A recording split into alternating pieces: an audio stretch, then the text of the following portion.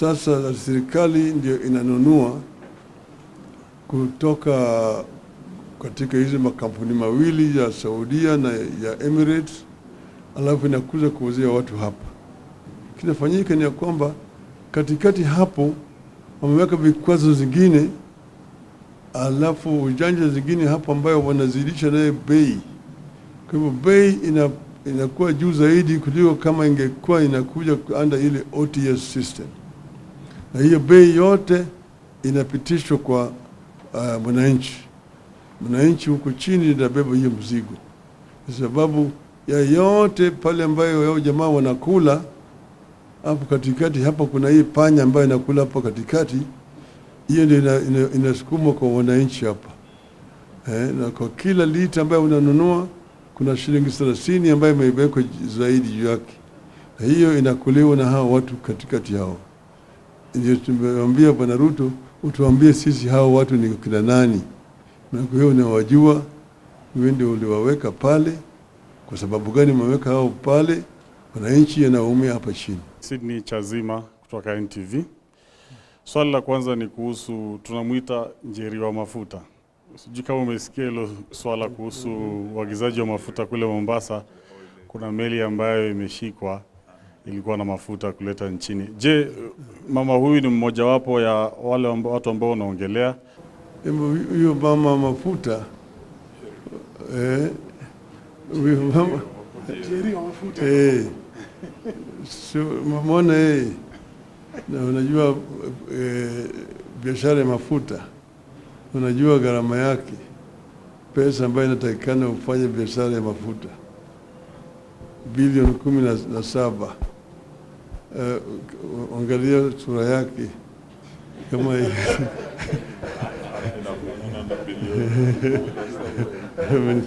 yeye au anawakilisha watu wengine. Sasa wale ambao wanawakilisha ndio tunataka kujua, maana yake mingi ni kama sarakasi. Ladies and gentlemen of the press, we have a statement as Azimio that we want to release today. This is with regards to the business of procurement of fuel. It is a grand scam. This is a statement on the Kenya oil deal. Dear Kenyans and friends of Kenya,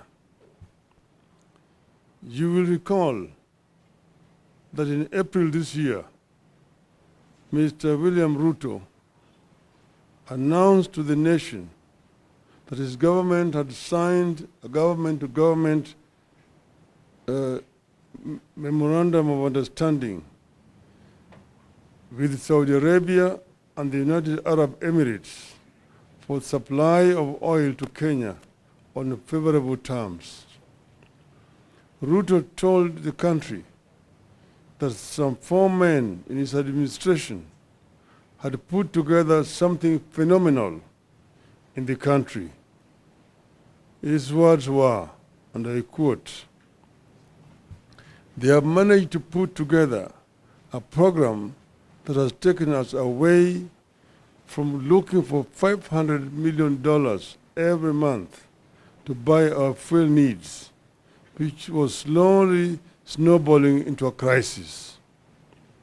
Today, you can buy fuel in Kenya shillings, something many people never thought would be possible.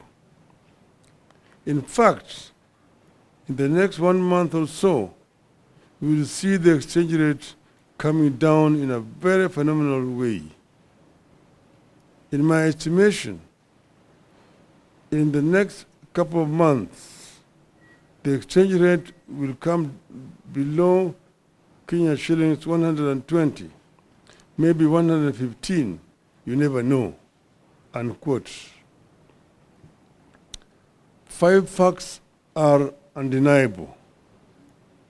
1, there was no G to G. Kenya government did not sign any contract with Saudi Arabia or the United Arab Emirates. Only the Ministry of Energy and Petroleum signed a deal with the state-owned petroleum companies in the Middle East. Why Ruto chose to characterize the deal as a G2G is the first red flag that points to mischief in this deal. We now know that the characterization of this deal as a G2G was meant to shield the three Kenyan companies from paying the 30% corporate tax. I will return to this matter later. 2, the shilling has continued to fall against the dollar.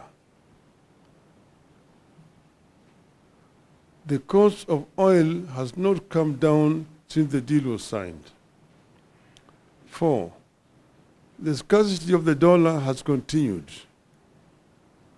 5, the landlocked countries that depend on us for oil are abandoning our pipeline because it has become too expensive.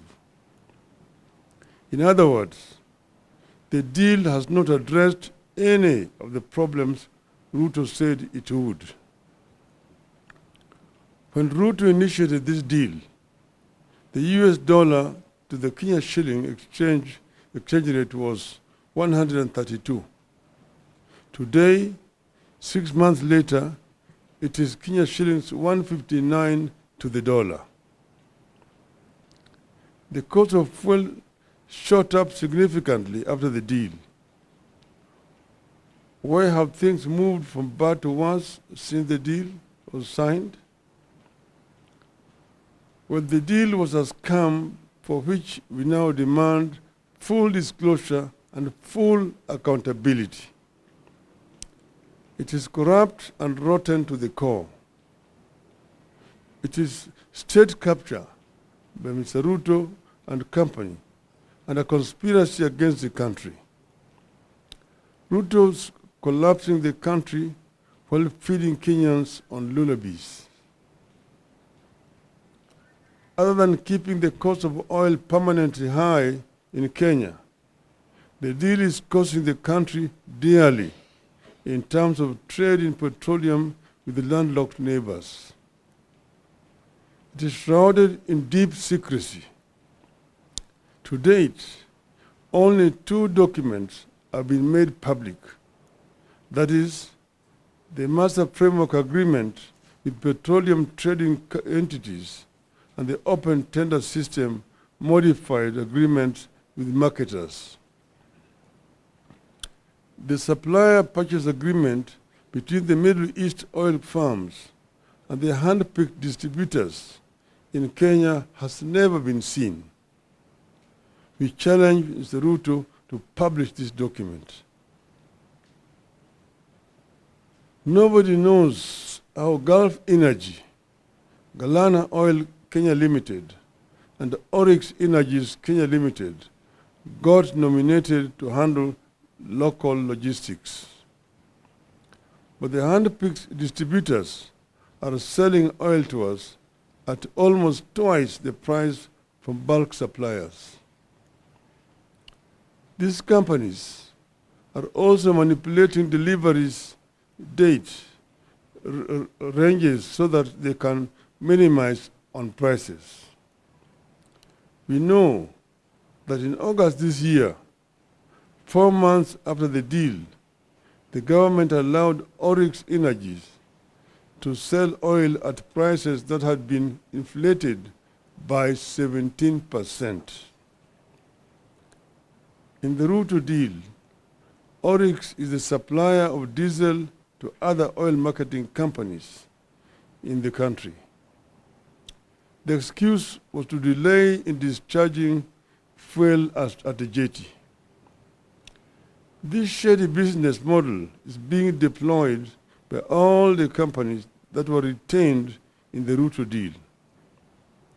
They buy at low prices, delay discharging, then ask to be allowed to offload at higher prices and the cost is passed on to the consumers.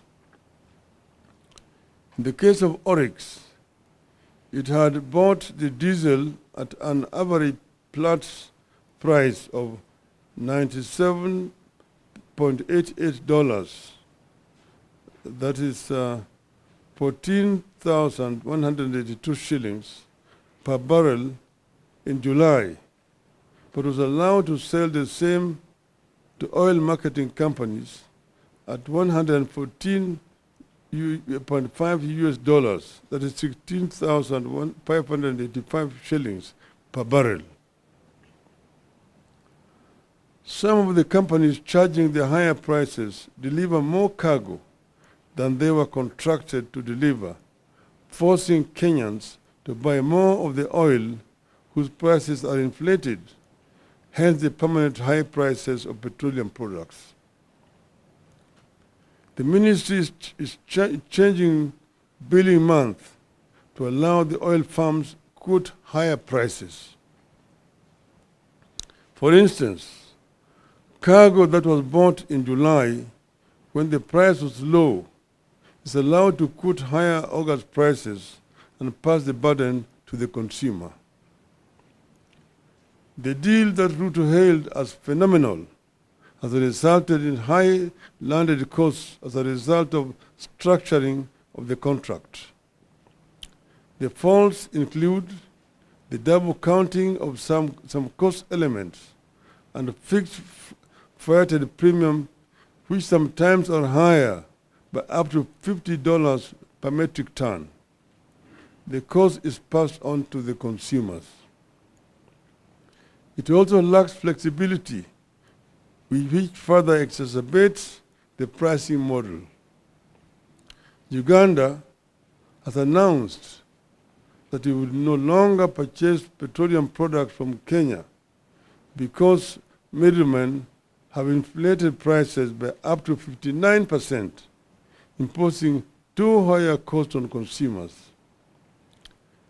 The exact same scenario is prevailing here. The middlemen President Museveni is talking about are the Kenya government officials. I repeat, the middlemen President Museveni is talking about are Kenya government officials. The deal has interrupted supply. Gulf Energy, which manages up to 50% of government importation, has been experiencing serious challenges securing letters of credit. This is because the single bank that was picked to provide the letter of credit is struggling with big bad loans. Consequently, there's delay for clearance of importers to offload oil. Ships are queuing at sea for up to 18 days, awaiting a confirmation of letter of credit in order to discharge, while the Kenya Pipeline Company goes without operations for days because there is nothing to process. Then the companies incur demurrage, which is transferred to the consumer. Under the open tender system, that's the old system, demurrage costs are 45,000 US dollars per day for the biggest tanker docking at the port of Mombasa, and $31,000 per day for the second biggest vessel.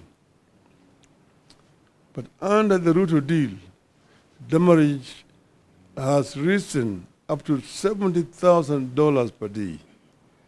This cost is passed on to the consumers at the pump. You will have noticed that Tanzania recently reduced the cost of petroleum products from 1st of November, while Kenya's remain the same or just marginally changed.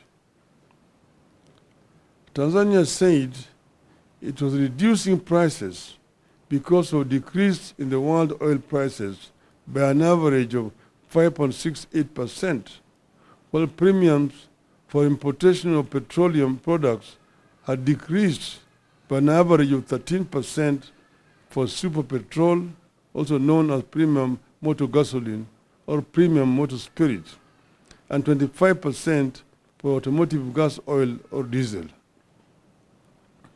We will not hear that story here because of the corrupt dealings written into the Ruto deal. As ships accumulate extra charges on the high seas, the money sits in an escrow account in a local bank where it earns interest. It remains unclear who the beneficiaries of the accrued interest is. This deal has led to high cost of oil products sourced through the Northern Corridor transit route, that's Kenya route. The freight and premium rates for the May 2023 cargoes were higher in the Northern Corridor by 61% compared to the Central Corridor. Northern Corridor is the running Mombasa, Nairobi, Malaba, Kampala, and to DRC. The Central Corridor, the one that comes from Dar es Salaam all the way to Rwanda, Uganda, and DRC. That rise in freight and premium is reflected at the pump. That is what has pushed Uganda and other forward markets like South Sudan, Eastern DRC, Rwanda, and Burundi to consider importing goods through the Central Corridor or Tanzania route. Uganda is shifting to the Central Corridor, meaning that they are going to be using the port of Dar es Salaam or Tanga rather than Mombasa. The volume it ferries via Kenya pipeline has dropped by 52% from 70%. So other than making petroleum products ever more costly, the deal is going to kill the Kenya Pipeline Company as soon as this year. You need to know that it is the Ugandan market that earns the Kenya Pipeline Company foreign exchange. The transit volumes account for 51% of Kenya Pipeline Company's revenue, which stands at an average of 2.6 billion shillings per month. When the company loses in the volume transported, it results in higher tariffs, which is transferred to the local consumer in terms of higher cost of petroleum products. A 10% reduction in the transit volumes would result in a 5% increase in tariffs, which is reflected at the pumps in terms of cost of fuel. The change of route by landlocked trading partners will force a number of Kenyan oil marketing companies and logistic firms to close shop. Of course, this leads to job losses, loss of foreign exchange, loss of revenue for the country as a result of KPC losing transit share. Ideally, Kenya should have provided a pipeline and storage capacity allocation for Uganda market. Kenya should also have allowed the direct participation of the Uganda oil marketers in sourcing petroleum products through the Northern Corridor route. But because corruption was written into the deal, the Ruto administration could not allow neighbors in fear of exposure. Consequently, the KPC is set to lose substantial business to Tanzania. Uganda's shift to the Central Corridor will most certainly influence Rwanda, Eastern Democratic Republic of Congo, and South Sudan. As KPC loses business, it will charge more for its product to stay afloat, hence the ever-rising cost of petroleum products. The deal only ended up creating irregular supplies and higher prices. open tender system allowed for competitive sourcing of fuel. Monopolistic tendencies for purposes of maximizing profit goes against the demand for efficiency and the need for lower prices. It is going to drive a number of oil marketing firms out of business, leading to job losses and loss of revenue for the government. The deal that Ruto signed with the oil companies has excessively high freights and premiums compared to those witnessed in the open tender systems. They are as high as an additional $50 per metric ton. In the end, Kenya is losing billions of shillings in taxes because the three companies picked to spearhead this deal do not pay the 30% corporate tax. Shielding the three companies from this tax is the reason Ruto told Kenyans that it was a G2G deal. Your guess is as good as mine on who is pocketing the unpaid corporate tax. But the burden of the unpaid corporate tax is passed to Kenyans at the pump. Now, ladies and gentlemen, our stand as Azimio. 1. Ruto must immediately cancel the contract and revert to the open tender system, which ensured guaranteed supply of petroleum products. It has assigned responsibility to various players as opposed to the so-called G2G that is making Kenyans depend on inefficient and corrupt players. The open tender system was efficient, accountable, and competitive, and offered prices commensurate with international pricing model. 2.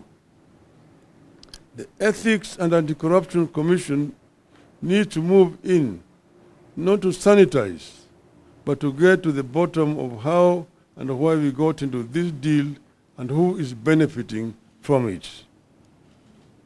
3. The men and women who came up with this self-serving deal must be surcharged and sacked. 4. The government must restore taxes to 8% from the 16% that came with the Finance Act. 5. The government must make public the so-called MOU between Kenya and Saudi Arabia and the United Arab Emirates. 6. The Ministry of Energy and Petroleum must make public the deal is signed with oil companies.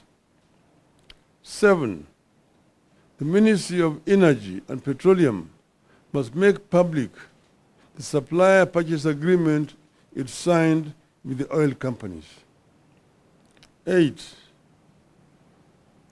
The ESCC and the Director of Criminal Investigations must investigate the tax compliance status and pricing model of the three oil companies. 9. We need a comprehensive brief on what the move by Uganda to pursue much of its petroleum needs through the Tanzanian Central Corridor means to our country, especially to the future of the Kenya Pipeline Company. End of statement. Thank you. No, Rais aliongea jana juu ya bei ya mafuta, lakini sisi tunaongea juu ya mafuta ambayo tayari iko hapa. Yeye mwenyewe anajua ati matangi zimejaa na mafuta kwa sababu Uganda imekataa kuchukua hiyo mafuta kwa sababu bei yake iko juu. Sasa hiyo mafuta ambayo nasema ni tayari iko hapa, tunasema bei itashuka chini. Sababu gani bei hiyo haishuki chini wakati huu? Mbona nangoja mpaka mwezi ujao? Haya yote katika hiyo statement ambayo mimi nimetoa Nimesema mambo mengi zaidi. Nimeongea juu ya vile hii mafuta yenyewe ilikuja hapa. Kwanza walisema, na hata yeye jana alikariri, ati hii ni serikali na serikali, yani G ni government to government. Lakini ile makaratasi ambayo anasema ziko hata mbele ya bunge ni karatasi ambayo zimewekwa sahihi na bwana Chirchir upande hii, lakini ngambo ile hakuna waziri upande ile ambaye ameweka sahihi. Hiyo sio G to G. G to G must be government to government. Tumesema yeye ameweka sahihi na makampuni pale. Tumesema kama ingekuwa sawa, tuko na kampuni vile vile hapa Kenya ya serikali inaitwa National Oil Corporation, ambayo ilingeweka sahihi na hiyo kampuni ya Saudi Arabia na hizo kampuni nyingine ya Emirates, sio waziri wa serikali ya Kenya. Kwanza hiyo yanasema ni ukweli, yale ambayo nasema hiyo ni uongo, sio kweli. Hiyo ni uongo, sio kweli. Kwa nini wamewacha kampuni ya serikali hapa, alafu wanakwenda kuchukua makampuni zingine ya binafsi kama Oryx, kama Galana, kama Gulf? Kitu gani, shida gani yuko na kampuni yetu ya NOC hapa? NOC imepata ukimwi siku gani? Ile ikaweka sahihi.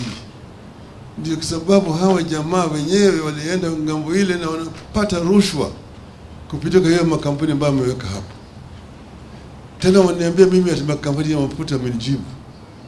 Katika taifa letu hapa makampuni makubwa ya mafuta ni Vivo, ni Shell, ni Total. Hawa hawajanijibu. Wao wenyewe wanaumia. Uliza hao, mimi nafanya biashara na makampuni ya mafuta. Wanaumia wote. Wana shida. Kwa sababu hawa makampuni mengine yamewekwa hapo katikati ndio wamefanya biashara na hawa Cartels. Bwana Chirchir, na mimi nataka kutoa shukrani kwa watu wa Bomet kumonyesha ya adabu. Manake hajui adabu vile Wakenya wana shida. Vijana wana shida zaidi ni hao watu wote. Hata Bwana Ruto wanampatia yetu heshima, lakini hawakukubali yale alikuwa anasema. Wanachukua nasema uongo. Haitakikani mtu ambaye anajiita rais awe kila mara akitoka na usimamo namna hii anasema uongo. Sema ukweli. Ukweli haiozi. Na ukweli kidhihiri, uongo ujitenga. Last Thursday, I addressed the country on the deal that His Excellency William Ruto presented to last April, which he said would ease the economic suffering of Kenyans. In my address, I raised very specific concerns and made very specific demands, all directed at the executive, at the branch of government that initiated and announced this deal, complete with what it was expected to achieve. To my shock and dismay, these past few days, the issues are directed at the executive have been taken over and responded to by the legislature, and more shockingly, by some oil companies. We always knew that the legislative arm of the government has been captured by the executive and can no longer perform its oversight role. The response by the leader of majority, therefore, did not come as a complete surprise. It confirmed what you already know. What came as a complete shock was the response from some of these oil companies who are actually part of the cartel. Apparently, you have reached a situation where oil marketing companies, all with shady histories, feel confident and compelled to answer Kenyans when Kenyans seek answers from their government. This is the clearest indication of state capture and complete takeover by cartels. The cartels speak for the government, and the government speaks for the cartels. Kenyans noticed that when one Njeri laid claim to the 17 billion shillings worth of diesel then in the seas, it was two cabinet secretaries who came out to state that the oil belonged to Galana Energies. Galana has hired the government. Over this same weekend, however, Busia Senator Honorable Kiom Tata tabled evidence of the government withdrawing 42,965,290,402 shillings from the consolidated fund without the authority of Parliament and spending it on what it called subsidies to private financial enterprises.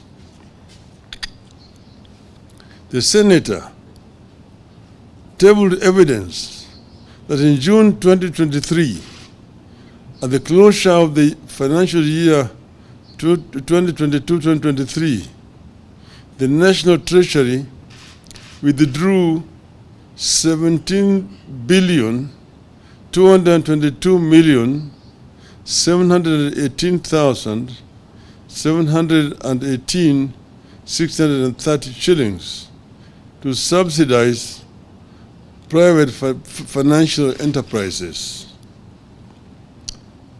He was able to establish a link between the Kenya shilling 17 billion, which was unconstitutionally withdrawn from the consolidated fund in June 2023 to subsidize unnamed private financial enterprises, and the 17 billion shillings contested oil shipment between Mrs. Njeri and the two cabinet secretaries.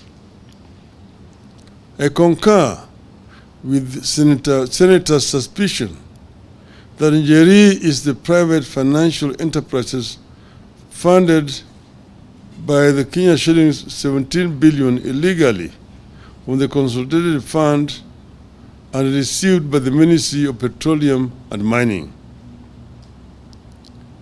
The CS for Energy and Petroleum, Mr. Chirchir, and National Treasury, CES, Njuguna Ndungu, have certainly committed criminal offenses, abused office, and gone against the Constitution. They stole money from the consolidated fund in addition to spending money way above what Parliament approved. They must not only resign, they must also be prosecuted. I want to speak today both to the cartels and the executive, who it appears are joined at the hip. The oil firms, the National Assembly majority leadership, and the CS David Chirchir have talked of there being a G2G memorandum of understanding in this oil deal. Once again, I am asking that the documents be shared with the public. This must be document signed by a representative of the government of the Kingdom of Saudi Arabia and the United Arab Emirates and the Republic of Kenya, not that of the Ministry of Energy and Petroleum and ADNOC Global Trading Limited or Emirates National Oil Company. Kenyans will have noticed that even as our Ministry of Energy and Petroleum was signing deals with state-owned corporations in the Middle East, our own National Oil Corporation is completely left out. NOC has a legal mandate to participate in all aspects of the petroleum industry and is only owned by the government of Kenya through a joint ownership by the ministry responsible for the petroleum function. How does Churchill explain the exclusion of this corporation in favor of private shady firms? If he was signing, he should have signed with a minister. Is equivalent on the other side. But those companies are the ones who should sign with the NOC, not the minister. We also know that for a ship to leave one port for another, loaded with goods, it has to get a letter from the Ministry of Energy and Petroleum indicating that the ship is authorized to carry and offload the cargo in Kenya. Who cleared the Njeri ship to travel to Kenya? How did it offload? Over the weekend, we were told that the deal has resulted in so-called structured sourcing of the dollar. If that is the case, why has the exchange rate not improved? How come it has not lowered the cost of oil?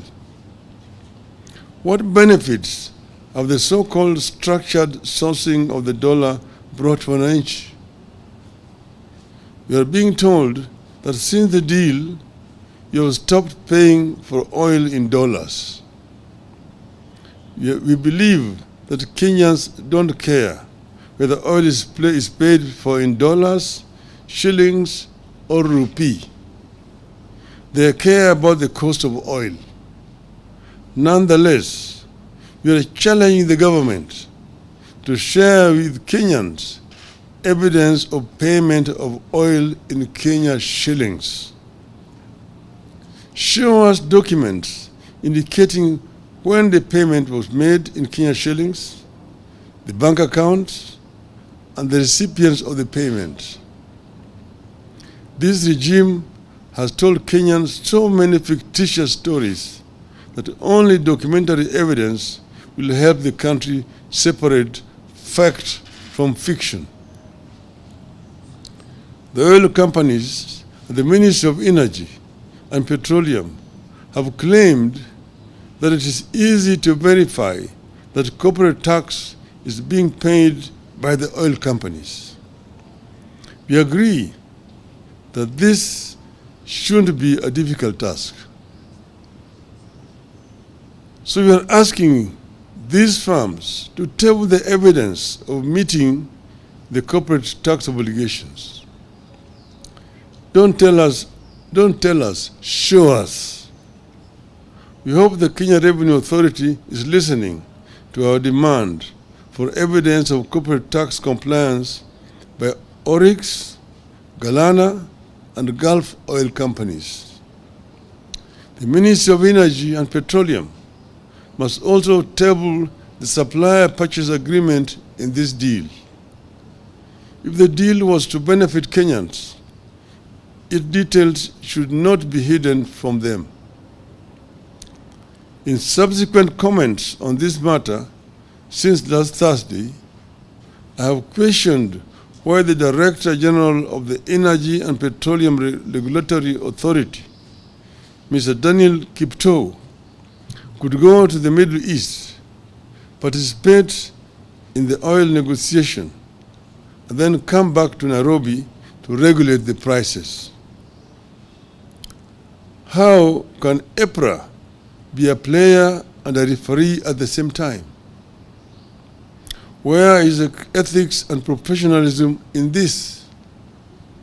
How can this be in compliance with the Public Officer Ethics Act? We are still waiting for answers. When Kenya signed this deal, we had the regional markets, especially that of Uganda in mind. The Gulf nations of Saudi Arabia and the United Arab Emirates were definitely aware that we import for the region. This in itself makes it impossible that we could have had a G2G.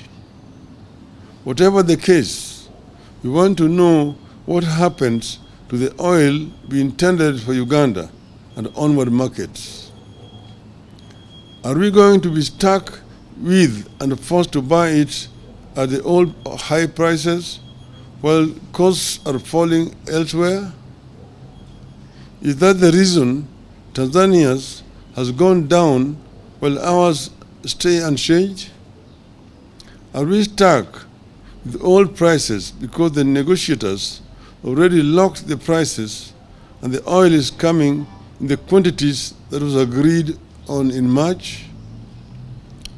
So many things still do not make sense, despite the massive space bought by the oil companies to explain themselves and the effort of the government to fool and confuse Kenyans. In light of this development, I am today calling on some 3 specific institutions that are paid by the Kenyan taxpayer to exercise their mandate and get to the bottom of this saga as follows. First, the Energy and Petroleum Regulatory Authority. This institution, under the chairmanship of a distinguished scholar, Honorable Justice Professor Jackton B. Ojwang, has the primary duty to protect the people of Kenya from predatory practices. Indeed, it is given protection in the course of its work through a legally mandated independence. Section 9(3) of the Energy Act says, except as otherwise provided in this Act, the authority shall be independent in the performance of its functions, exercise of its powers, and shall not be subjected to the direction or control of any person or authority. Under the Ruto regime, EPRA has been reduced to being a price fixer and to enable predators in the government to exploit Kenyans by overcharging them for petroleum products. Section 10 of the Energy Act gives the authority the duty, among others, to monitor in consultation with the competition authority conditions of contractors' operations and their trade practices, investigate complaints or disputes arising from the petroleum operations, ensure enforcement and compliance with the national values and principles, protect consumer, investor, and other stakeholder interests. The challenge is now on its chairman to rise up to the true mandate of the authority and investigate the following. 1. Violation of consumer rights under the Bill of Rights in the G2G arrangement. 2. Transparency of fuel contracts signed by all parties in the alleged G2G arrangement. 3. Criminal collusion through price fixing and other corrupt trade practices in the G2G arrangement. 4. The controversy surrounding the dispute between Galana Energies Limited and Njeri. The second institution we are challenging is the Office of the Auditor General. Since her appointment, the Auditor General, CPA Nancy Gathungu, has displayed courage in her approach to duty. We are calling upon her to execute her mandate in this matter and investigate the following. 1. The procurement processes engaged in by by the Ministry of Energy and Petroleum in recruitment of suppliers and their local agencies. 2. The criteria applied by the G2G arrangement in arriving at the prices at which Kenya is to buy fuel. 3. The criteria applied by the Energy and Petroleum Regulatory Authority in arriving at the prices the Kenya consumer shall buy petroleum products. 4. The criteria applied in the G2G arrangement in arriving at the demurrage and other levies and charges. The third institution which we are calling out is the Ethics and Anti-Corruption Commission. Some minutes. We take note that Chairman Bishop David Ogende and the Ethics and Anti-Corruption Commission have been silent about the goings on in the petroleum sector. Allegations of corruption, collusion, and conflict of interest have been made, but no investigations have begun. The challenges on the chairman to start working on the matters raised and to investigate the following. 1. Conflict of interest by government officials in the lead G2G arrangement. 2.